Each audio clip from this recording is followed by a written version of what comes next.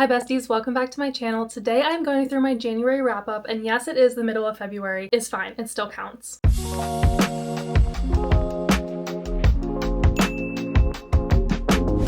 If you are new here, hi, hello, my name is Emily. I love to chat about the library, plants, and other things that I'm doing, and if you are returning, welcome back. In the month of January, I actually read 11 books, which is more than I thought I was going to because I was in a reading slump in kind of towards the middle of the month, but I got out of it very quickly, and I am so glad because I read some phenomenal books this month. And I am much more of a fantasy and sci-fi girly, so I am surprised at the amount of romance books that I read this month, but honestly I think those are what got me out of this slump. The first book that I read was The 710 Split by Karmen Lee, and this book was phenomenal. It's the first book in the Peach Blossom series, and I had actually read book 3 last summer whenever it came out. I think I read that actually part of my 24-hour readathon. I didn't know it was a series when I picked it up, but I loved it so much, so I was like, I need to go back and read the first 2 books in the series. So the first book being The 710 Split, which I read. This book follows Ava and Grace, who were friends whenever they were younger until they had a quick falling out after a small kiss that they had shared. Fast forward to their adult years, Grace actually shows up at the school that Ava works at as a new teacher,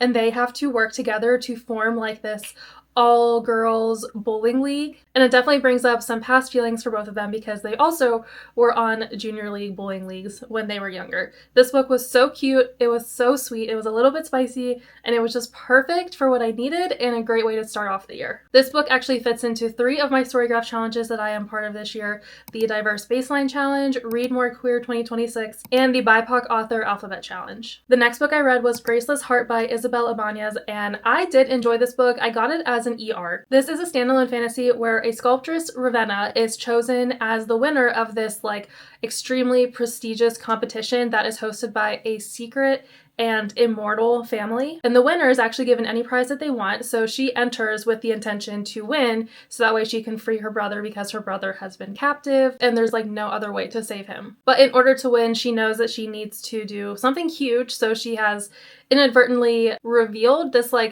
hidden and forbidden magic that she has. And of course, this immortal family was actually putting on this competition to try to find someone who has this super secretive and rare magic. So they kidnap her because they're like, you come with me, I need you. And then she enters this enemies to lovers situation with the really brutal and brawdy son of this family. It's your typical romantasy, and it was done really well. I will say though that the beginning was very hard to get into because it was just a little bit slow. I don't think the way that the author wrote the backstory was done that well. The middle of the book, I was eating that shit up. It was so good, I couldn't put the book down. And then the last 50 pages rushed by, and I was like, wait, what just happened? There was just too much that happened.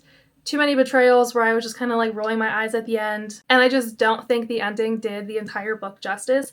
I definitely would recommend you pick this book up if you do like romantasy, enemies to lovers. If that is your entire vibe, I think you would like this book. Will I ever own it on my bookshelf?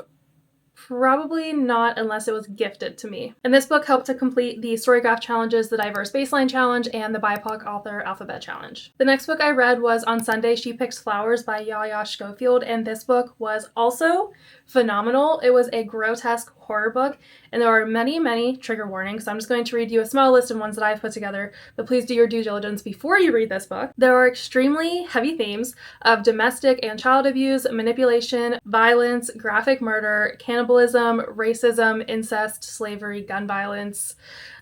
There is so much, but this book was just so good. So this book follows Judith, who has fled from her childhood home after she murdered her abusive mother, and she winds up crossing state border lines where she was in Georgia, and now she goes to Florida, and it's the South when slavery is well and alive. So she ends up camping out in this abandoned shack in the woods, and she lives there for about 10-15 years, and over that time she has become well acquainted with the woods that are surrounding her, the ghosts that live in this house, the spirits, everything that is just abnormal about this place that she has taken up residence in. So a decade later, a woman then shows up on her doorstep and is like, I need a place to live, and Judith just kind of lets her come into her house and live there. And in doing so, this woman is just not natural, not normal. There's definitely a weird vibe about her, but she can't stop thinking about her. And so it just ends up bringing up a lot of like memories and violent urges that she had when she was younger, and she has to come to terms with it. And it's a wonderful book. It's definitely very heavy. So again, take care if you pick it up. But this was definitely one of my favorite books that I read this month. The Storygraph challenges that this book helped to complete is the Diverse Baseline Challenge, Read More Queer 2026, and the BIPOC Author Alphabet Challenge. The next book I read was Female Fantasy by Iman, Hariri-Kai, and this book I ate up. I needed like a palate cleanser, really light book after On Sunday She Picked Flowers. And this was actually my Bestie's book club pick for January. I had such a good time with this book. So this book follows Junie, who is like in her mid-20s, and all of her friends and her family just continue to get on her case about not taking men seriously, not being in a serious relationship, having too high of standards of men, which like I personally don't think there's anything wrong with that, but you know. Her day job is a copy editor, and then at night she writes fan fiction, and she writes fan fiction for one of her most favorite all-time romantasy series. And like the main character, the male main character of this book is like her book boyfriend. Like she bases all of her dates, her in real life dates, on her book boyfriend. And none of these men that she goes on dates with lives up to what she wants in a man based on her book boyfriend, until one day the author goes on live and actually reveals that this male main character of the book series is based on a real person in real life. So Junie is like, I'm going to go stalk him in New York City. I'm going to make him fall in love with me because he must be perfect. And of course, her brother's best friend is not going to let her go alone. So they end up traveling to New York City together. On the way there, they go through so much. They get a flat tire, and then they get kidnapped, and then Junie has to save them because she reads like romance or romantasy books and books that deal with these things that never happen to people, but she knows what to do because she reads. And just like all of these really insane things. And one of the reasons that I liked this book so much was because it was almost like two books in one. So we are reading and following Junie's story, but in between these chapters, there are chapters of this like fake book and series that she's obsessed with that are thrown in, and the story almost goes along with what Junie is currently going through, or like the chapters that we read of this book kind of like show how she is able to get them out of these situations because it's what this female main character has gone through. And overall, I think just a really, really fun and lighthearted book like this packs such a powerful message to people who just assume that romance or books that generally cater more towards women are not as important or impactful or just more like silly than that of what men read, and that they should be shamed for liking what they like. But the entire book is Junie having read these books and being able to get them out of situations because she has read what she liked. It's just a very unique take on addressing, people who like shit on women for reading romance books.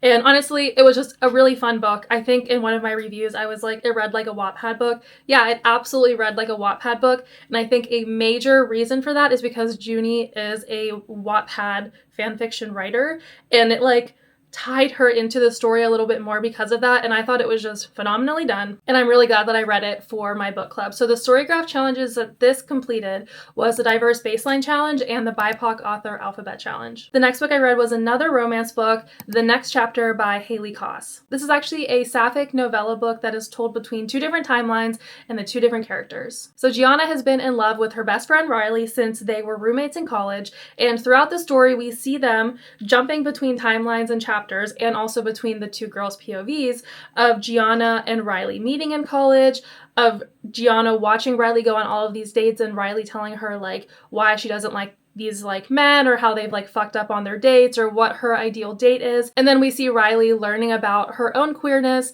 and she actually ends up falling in love with Gianna, and so now they're like going on their first dates, and then they get married, and then they have kids, and yada yada. And it skips between like past and present, and I thought that it was just such a unique way of telling the story, and especially with the title being The Next Chapter, and kind of showcasing how like sometimes you go through multiple different chapters of your life with your person. And for me, that I relate to that so much, because that is how me and my partner personally have like lived life. If we've just been in so many different chapters of each other's lives, and we've like grown with each other. And so I think like seeing that in a story like this, where it was very fast paced and it was very easy to read, it just like tugged on my heartstrings a little bit more. I did listen to the audiobook of it. The audiobook was very good. I really enjoyed it. Just listened to it in like one afternoon. And the Storygraph challenge that this book helped to complete was Read More Queer 2026. The next book I read was another arc, Cleopatra by Saara El-Arifi. And when I tell you this book is so good, like, do you see what I mean when my reading month was so good? Like, I had so many good books. I love this author so deeply that they have just become such an auto-buy author for me that I will read anything that they write. And I did read the Ending Fire series, the trilogy that she had released before, and that was the only series and book that I had read from Saara El-Arifi. I know they have other works that I haven't gotten to yet, but I was like, let me request an arc of Cleopatra because I also really love retellings. And this retelling was fantastic. Not only just like the story of Cleopatra, but the way that it was retold, like the retelling itself was just so unique.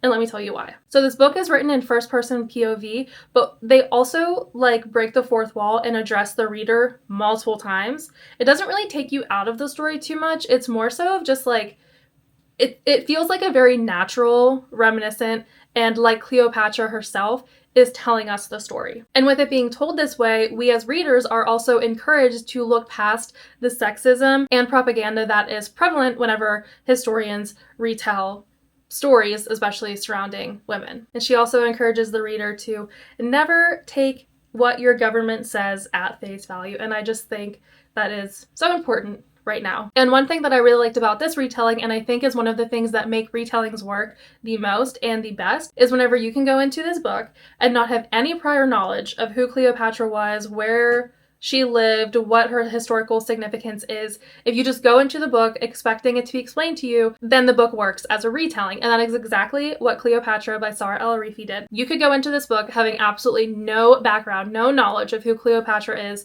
what the empires were back then, who Julius Caesar was, nothing like that.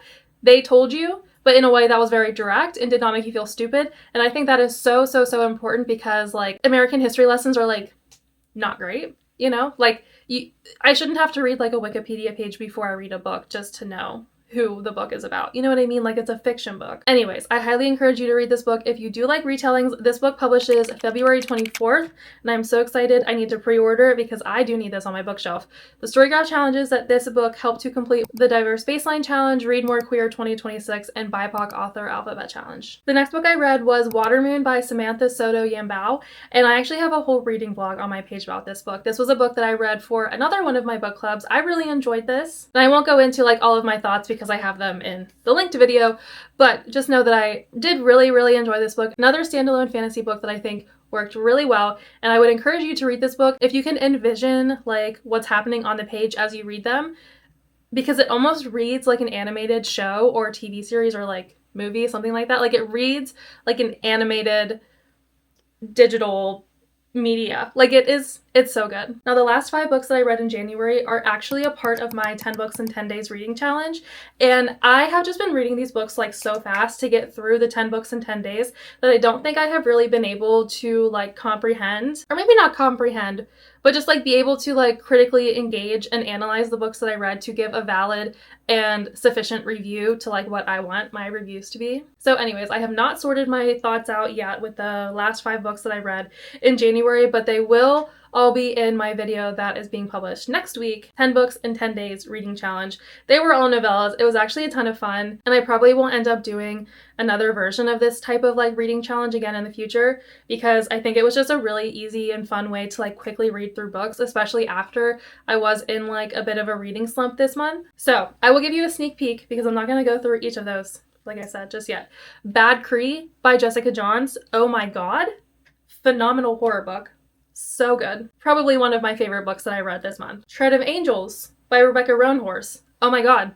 Another phenomenal book. Probably one of my now actually all-time favorite books. It's a small book, but it packs a punch. It's like small but mighty. And actually, I know I'm not like going into those 2 books right now, but if there are any books that you take away from this video, it's that you should read these 2 books because they're just so good. And as far as my own personal stats that I like to track for myself, 7 out of 11 of these books I got from the library, and 3 of them were ARCs. So that is a pretty good reading month for me. I'm really happy with all of the books that I read this month. I think it bodes well for what 2026 has to come. And I'm also really glad that almost every one of the books that I read fit into some type of like diversity Storygraph reading challenge that I'm a part of.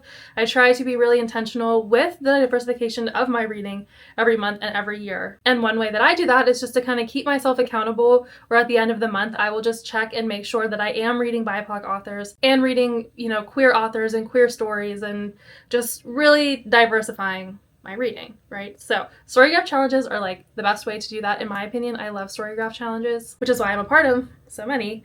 But yes, 7 out of 11 of them were from the library. So you know me, love the library. Thank you so much for watching this video. If you enjoyed it, make sure to like and subscribe, and also leave a comment down below to let me know if you have read any of these books, if you had different thoughts than me, if any of these books sounds good, or even just your favorite book that you read in January. Live, laugh, love you all, and live, laugh, love the library, and I will see you guys in the next video. Bye!